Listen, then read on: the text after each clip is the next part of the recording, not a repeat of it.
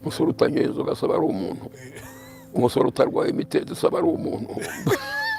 Hari ibintu bitatu bitera umuntu gupfa nabi. Inzoga tutarava ku nzoga, kwireka ntabwo byakugoye? Iyo ufite Yesu se hari ikikugora? Yesu arakubashisha. Ariko nta hantu muri Bibiliya havuga ngo mureke inzoga. Ubuse Bibiliya se Ntabwo nyizi neza. ngo irakubaganisha. Ikigutera gukubagana shahu bakubujije ngo ukireke, ubwo ntiyikubujije. Ngo irakubaganisha gukubagana. Yego. Nawe waje kwireka icyo gihe? Ahubwo hari aho bivuga ngo ntukanayikoreho. Kuko ntikuburiza inzoga kuko ari inzoga, ni kuko igutera gukora icyo utashakaga gukora. Yego. Icya kabiri,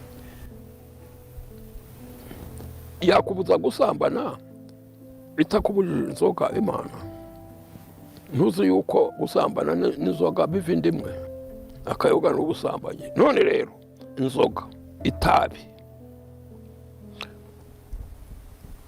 kugira ibitekerezo byazonzwe n'abagore. Icya kane, urwangano. Urupfu ni rubi, urupfu rudatinya na mayibobo.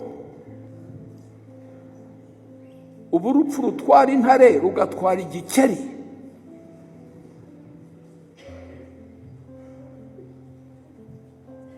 Urupfu rutwara perezida wa Amerika rugatwara na nyumba 10.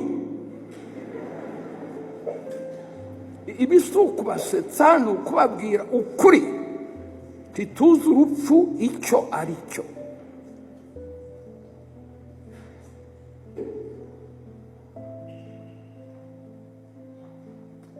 Ntirugisoni rwo guhindura abana nk'ab'imfubyi, umugore ukiri muto umupfakazi, umugabo ukiri muto agasigaraho.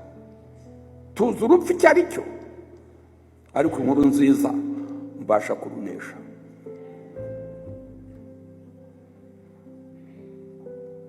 Tahandi uzabona kunesha urupfu kereka muri Bibiliya. Ntuzabona mu idini iyo ari yo yose, ntuzahabona iyo nsinzi mu bwoko bwo ari bwo bwose, kereka ahangaha mu ijambo ry'Imana. Yesu yaje guhindura intekerezo, ntiyaje guhindura imibiri. Yaje guhindura ibyo watekerezaga bibi ugatekereza ibyiza. Ugakunda umwanzi wawe, ukamuburira ngo batamwica, kandi we ariho agucukurira urwobo rwo kukwica.